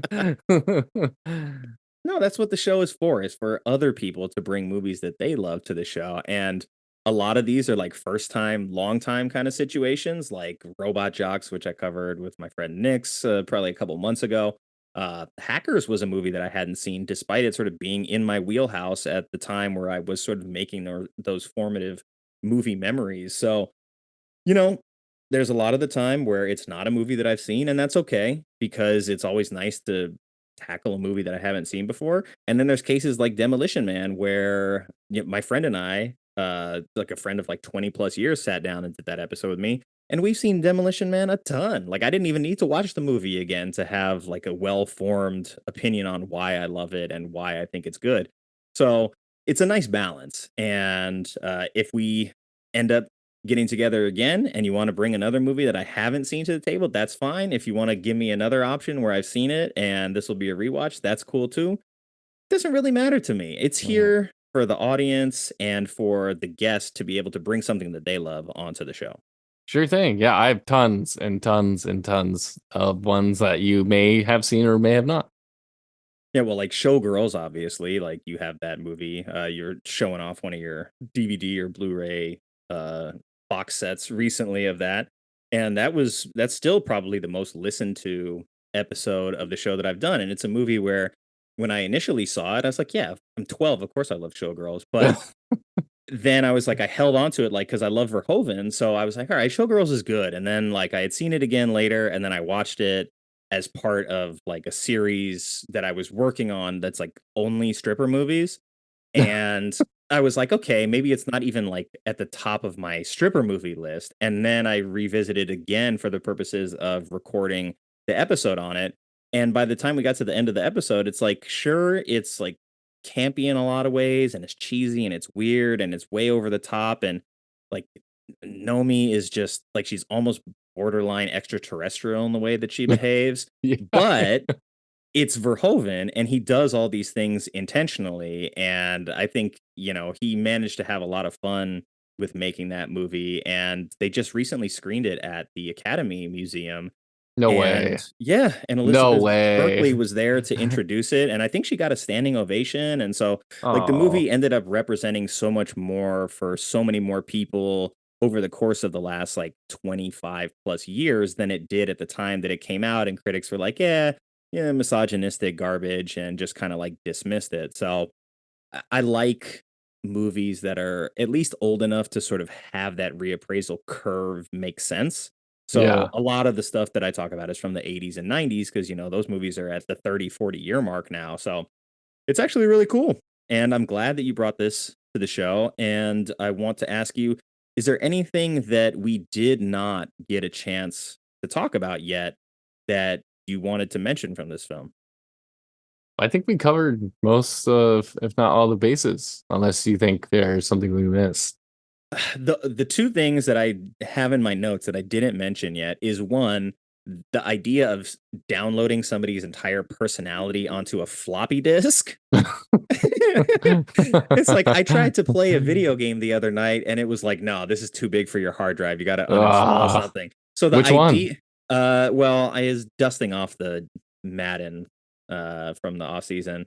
I'm a Bills fan, and I Nice. think it's the only time in my lifetime that a Bills player has been on the cover of Madden. So I was like, I have to get it. And then I was like, well, do I continue playing Hogwarts? Do I go back to Ghost of Tsushima? Do I go back to Prey? I'm in the middle of so many games. I didn't know what to do. And I was like, Yeah. I just want to play for an hour. Let me play Madden. I put the disc in and it's like, oh yeah, not only can we not play off of the disc itself like you would expect, you got Yeah. to download it from the disc and you don't have enough room on your PlayStation. So I'm like, are you kidding me? So yes, the idea then that someone's entire personality could just be saved to like a 5 megabyte floppy disk. Uh, I mean, sure, things have changed a lot since 1995, but it's probably one of like the worst instances of predicting the future. Like we're closer to having a death machine than we are being able to download somebody's personality. I don't know. This AI stuff is going a That's little true. crazy. I mean, you can call someone and it'll replicate someone else's voice to make it sound like you, and I can call you and it won't be me. Yeah, the technology is getting a lot better and a lot scarier, but that's not your personality. That's like your mannerism. So Right, right. But we'll it could see. download our personality one day. It could study us and all everything we've done and just, base it off that.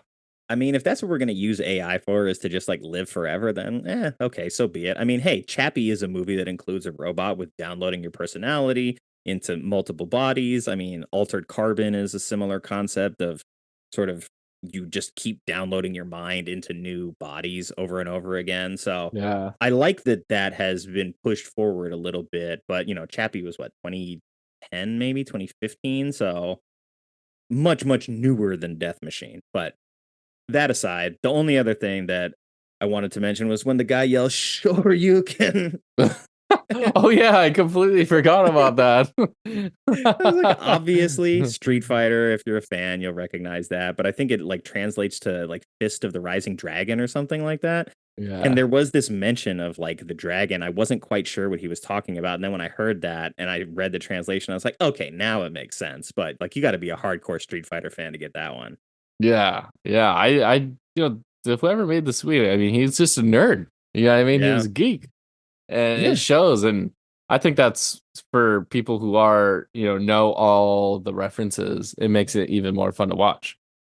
I agree with that because like me being able to see all of those little parts of other movies that I liked really made the movie much more enjoyable because it wasn't just like a knockoff when it very easily could have been a knockoff and just we're going to just chalk it up to that B movie low effort, cash in whatever we can, sell some VHS kind of thing, and I'm glad that that was not the low hanging fruit that Stephen Norrington decided to take.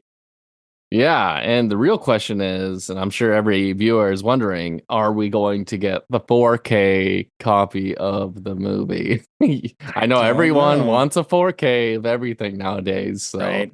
I'm curious if Kino Lorber is going to do like because they usually come out with like a Blu-ray and then eventually come out with a 4K down the line. So I wonder if they'll ever do it for Death Machine.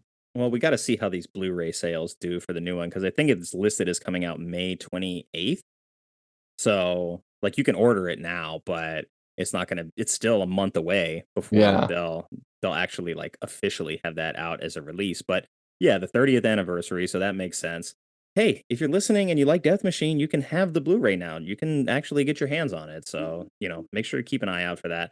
I also ask all my guests at the end of the show, what is a good gateway drug movie for Death Machine? For someone that hasn't seen it, that is considering taking that leap, what's a movie that you might say is in the same ballpark? Or for somebody who actually loves Death Machine and they're looking for some more stuff like Death Machine, what's a movie that you would recommend? I have a serious answer and I have a silly answer. And give them both. It's fine. The serious answer is going to be Predator, probably Predator or Okay. Alien, or Aliens specifically. Mhm. And then my silly answer would be Chopping Mall. Ooh, I've heard of that and I haven't seen it. Oh, we need to do an episode on that. We need to do it. You are I'm gonna going to write it love that down. one. I'm putting it in my notes right now.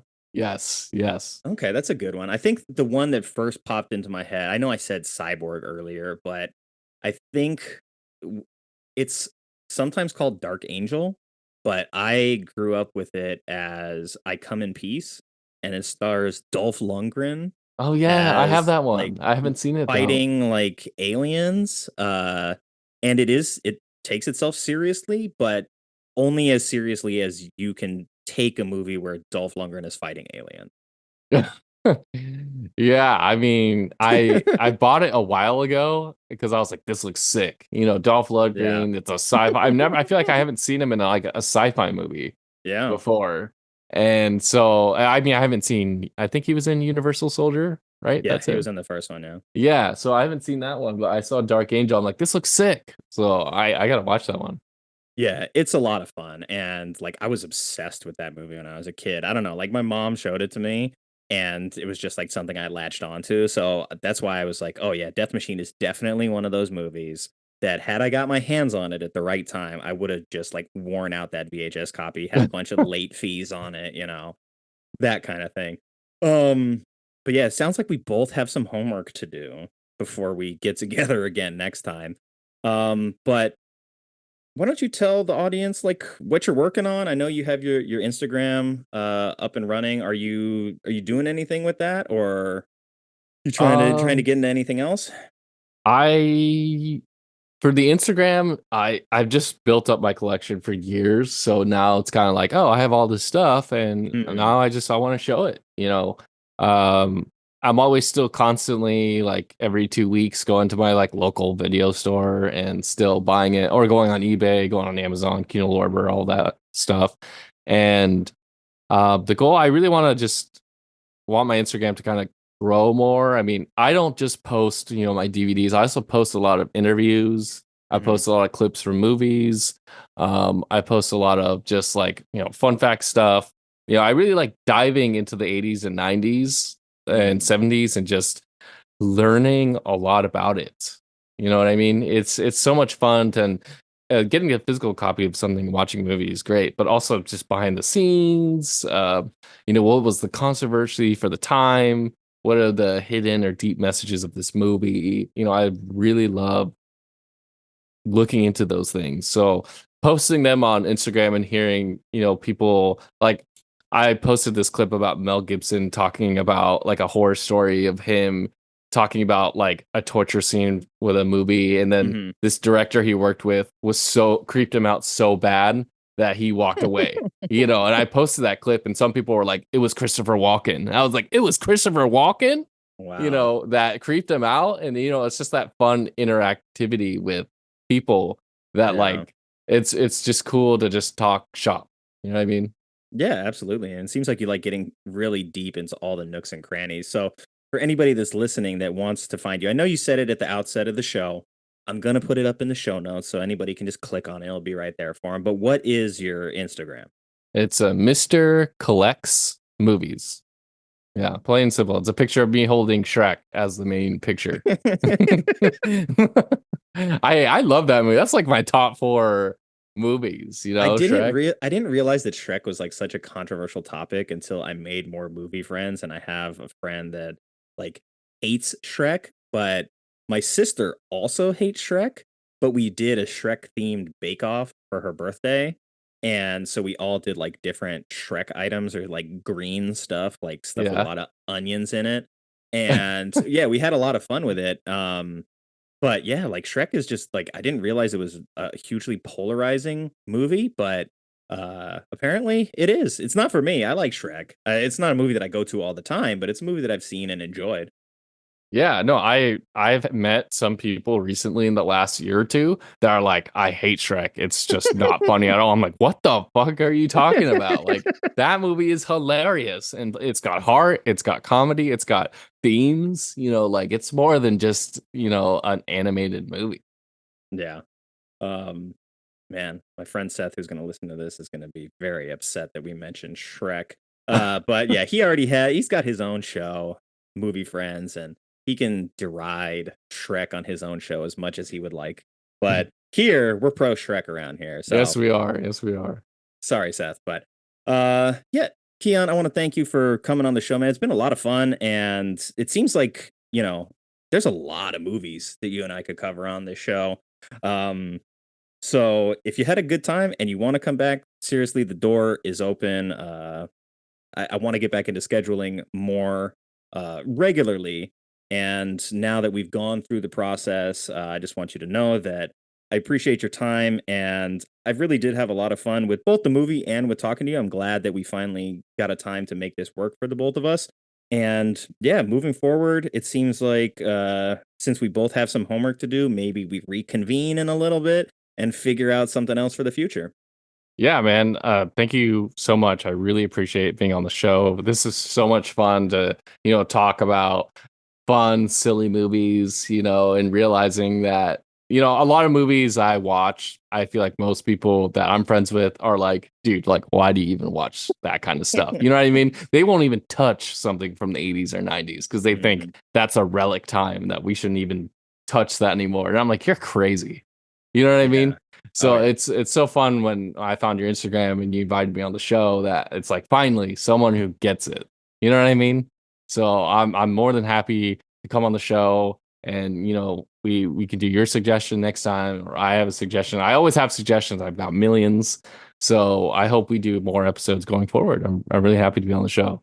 Absolutely. And I think for me personally, like being a child of the 80s and 90s, like growing up with all that stuff, part of it is nostalgia, but like there's an interesting interview with Matt Damon that I don't know where I saw it, somewhere on social media, but he was talking about just the identity in the studios investing in spec scripts in the 80s and 90s, which just doesn't happen anymore. So they would just buy up screenplays from writers and like, hey, this is interesting. Maybe we're not going to produce it right now, but we're going to buy it. And then it opened the door to like, hey, your idea for a movie can get bought and then be in line to get produced at some point.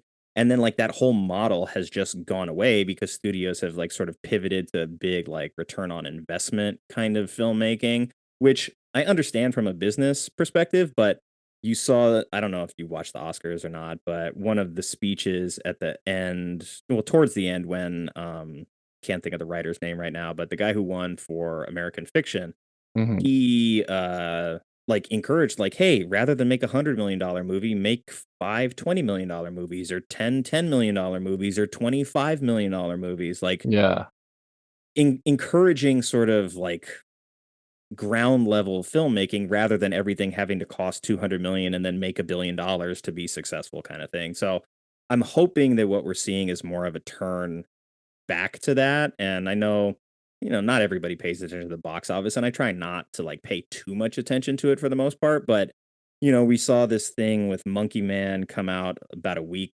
2 weeks ago now, somewhere in that neighborhood. And there was like basically a hit piece published on it by a writer who looks at the box office and was like, oh, well, Godzilla vs. Kong had a steep fall off as you would expect after the opening weekend. And then like Monkey Man is mistaking online hype for ticket sales. And it was like, what are you talking about? Monkey Man cost $10 million and made all of its budget back in its opening weekend. Like that's not a failure. Yeah, You know, yeah. if it cost 100 million and didn't make its money back, then yeah, sure. Then that's not a good sign. But like this movie made all of its money back in 3 days. What are you talking about it being a failure? So the perception of like what makes a movie successful like is so much different when you're kind of only looking at the bottom line when it comes to box office returns. Because if that's all you're looking at, then movies like Death Machine that go straight to video, like they're not even part of the equation. That's why we don't see any actual critics reviews on any of this. We had to go into the user reviews. Yeah, yeah, no, 100%. And I think I understand the reception that they had about Monkey Man because have you seen it? Yeah, I have. Okay. It was, the trailer made it look like an action movie, and realistically, like that action doesn't happen till like the last 30 minutes, I was told. Yeah. So some people are like, what the hell? You know what I mean? So it might have done well, but I think the unrealistic trailer representing the movie was like pissed some people off. I think that's what he maybe meant by that more. Yeah, it's possible. Yeah. This is all, of course, like in a tweet. So it's like, what, 200 letters that you get to like Yeah. express your opinion in. Yeah. Are you watching? Do you watch all the new movies that come out, or as much as you can? Pretty much. I'm at the movies like 3 times a week minimum. And then if I can swing it, I can go 4 times because Tuesdays they typically have like $5-7 movie tickets. So I can get in for cheap.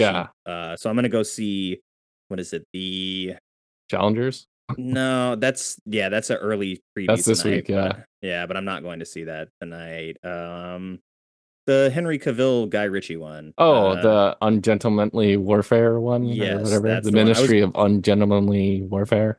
That's the one. I was gonna go see Abigail, but then the timing for it is like it's a little bit later in the day, so You should see it. I do It's want to good. see it. I'll Yeah, probably check yeah. it out either tomorrow or Wednesday, but they didn't have a showtime that was as good as the one that I'm going to go to this afternoon. So I'm like, all right, I'll take Gentlemanly Warfare. I actually canceled my Abigail tickets to move my showtime up Oh, by an hour so that I have okay. more time to work, and then I'll go see Abigail one of these other days How this week. fun. Yeah. What theater do you go to? Do you go like a Cinemark, AMC, Regal? Well, I'm a A-list member at AMC, Okay. so I really exploit that as much as possible. And As you then should. yeah, there's a Cinemark that's down the street from me where it's like, hey, if I can get in for a matinee price, the tickets are fairly cheap. There's some Lemleys that are in my general vicinity where it's like I can pick up some indie movies here and there, like Arcadian, which is I think it's on Shudder now, but it's the Nick Cage horror movie, post-apocalyptic Ooh. wi with Jaden Martell from Stranger Things, I think. Yeah. Or Yeah. yeah, so he's in it. I want to see that And one. so yeah, that movie was like it's only in theaters for a week. It's only playing at this one theater. So fortunately, like that theater is close by, and then there's a Regal that's like within walking distance from me Wow. too. You got So so many near you. that's why I don't move. It's like we're locked in with like a good price per square foot, and I'm like, there's like Yeah. 7 movie theaters within 5 miles, and then Wow.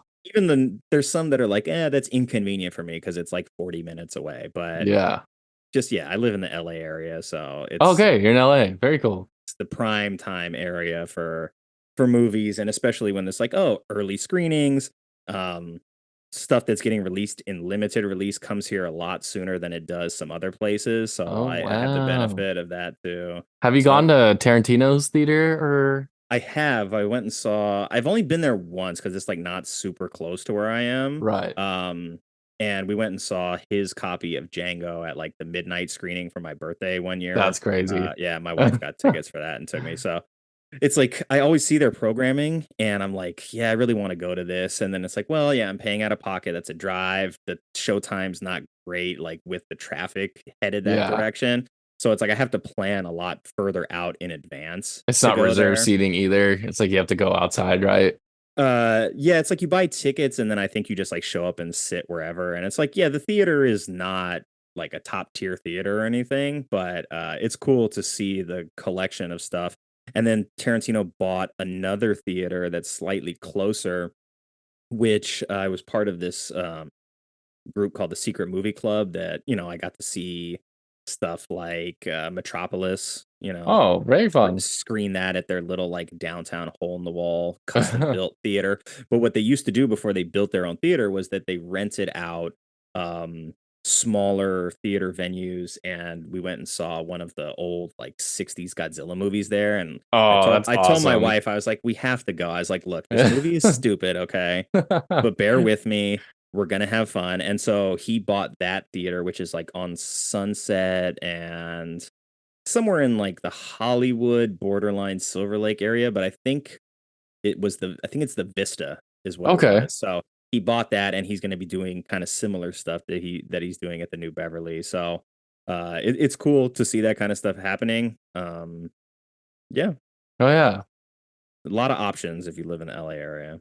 Are you going? They're bringing Alien back to theaters this Friday. Are you gonna go Ooh. see it? I know Cinemark's doing it. I know Ooh, that for okay. sure. I mean, I could probably get some cheap tickets to Cinemark. Yeah, I could do that. Yeah, there's a matinee show. It's like $8 to see Oh, Alien. sweet. Yeah, hell yeah. Yeah, Friday's typically my editing day, so as long as I get ahead of the curve editing, I can go check it out. Oh yeah, you gotta do it, man. Got to, I know. Well, if you go see Challengers tonight, enjoy it. If not, I'll probably check it out this weekend and not be in a rush. I know my wife wants to see it too. She loves Zendaya, so I just I like to every Thursday go to the premiere. yeah. So it's Challengers and then Boy Meets World, Boy Kills World. Kills World, yeah. Yeah, and I was couple like, good ones. yeah. So I was like, The Mummy 25th anniversary or whatever is also going to be here on Thursday. Oh, speaking of Rachel Weisz, Yeah, speaking of her. So full circle. Oh yeah. Did you see the Deadpool trailer yet? Like today? I just saw it this morning. Yeah. Oh my god. Yeah. What do you looks think? good. I mean, I'm glad that we actually got to see Hugh Jackman in it for a change, because I Yeah. was like, how much is he going to be involved if they're not showing any of him in the first trailer? Yeah. So he's going to be heavily involved, which is nice. And then see some other characters from X-Men past films, very, very briefly in front of that giant like Ant-Man head. This is going to So- be a wild movie, and I hope it resurrects the Marvel hype again, because we've lost it for a while now. Yeah. I mean, I didn't watch Loki season 2 yet, which I feel haven't like either. I feel like I should, just because it's like the Time Variance Authority or whatever is involved Yeah. with Deadpool. So it's July something when it's coming out. So I've got a couple months to get caught up with that. 100%. Yeah. Cool. Well, it's been a blast talking to you. I hope if you get the chance, you go see a movie tonight. If not, I'm sure you have plenty from your collection to pull from. But yeah, I really appreciate your time, and I hope you have a great rest of the day.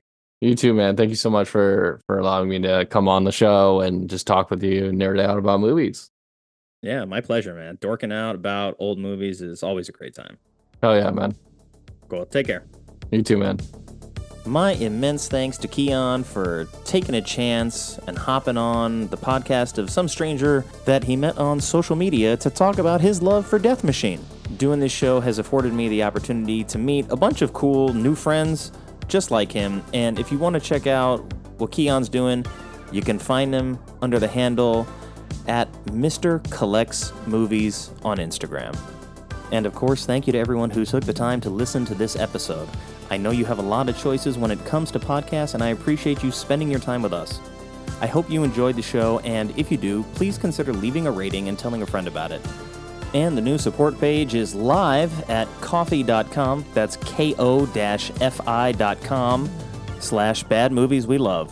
I'd love to hear from you, so if you have a bad movie you love, and or maybe would like to be a guest on the show, you can contact me now at badmovieswelove@theshice.com or badmovieswelove on Twitter and Instagram, and that's love with an LUV. And as always, take care, be well, stay safe, and have fun however you get your movies.